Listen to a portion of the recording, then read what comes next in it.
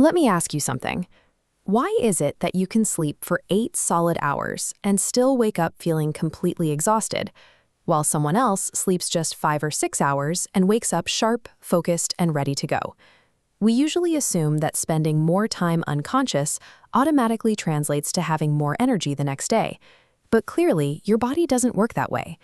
The issue is how we've been taught to measure rest. Most of us treat sleep as a single bulk block of time. You clock in, you clock out, and you hope you hit a magic 8-hour mark.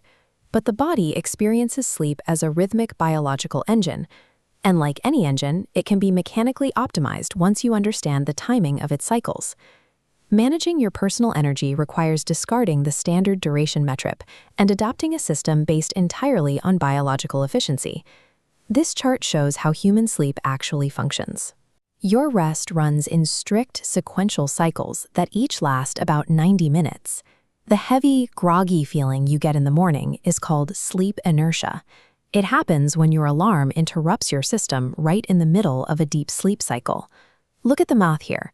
If you sleep for exactly 6 hours, you complete 4 clean cycles and wake up at a natural peak.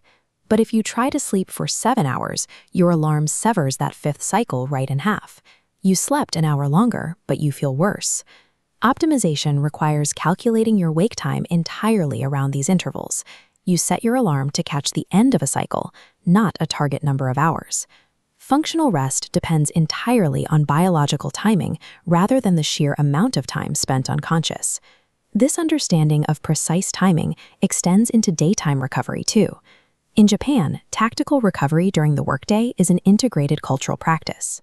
The concept of inamuri, or being present while resting, frames these moments as a strategic efficiency tool. Resting at your desk is viewed as a necessary professional reset. Physiologically, a 15-minute power nap clears out cognitive buildup. Because it's short, your brain never drops into a deep 90-minute cycle, giving you a clean reset without any subsequent grogginess.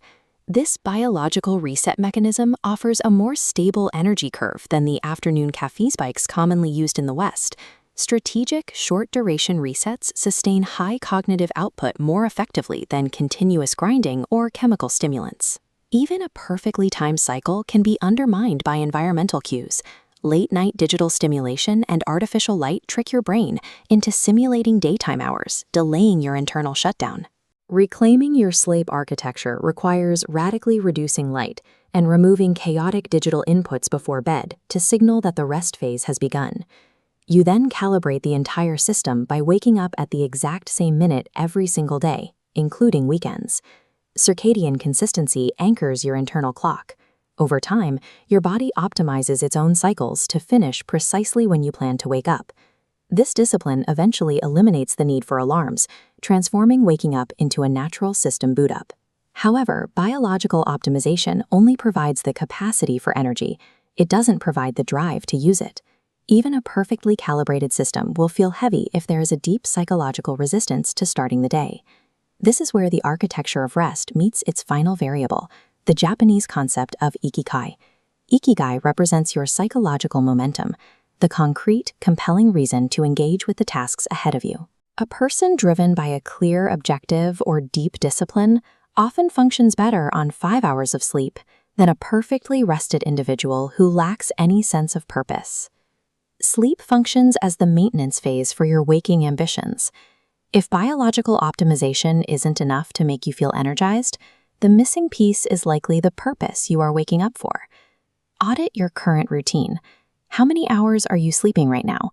Let me know in the comments. And for more strategies on high-performance living, make sure to subscribe. I'll see you in the next one.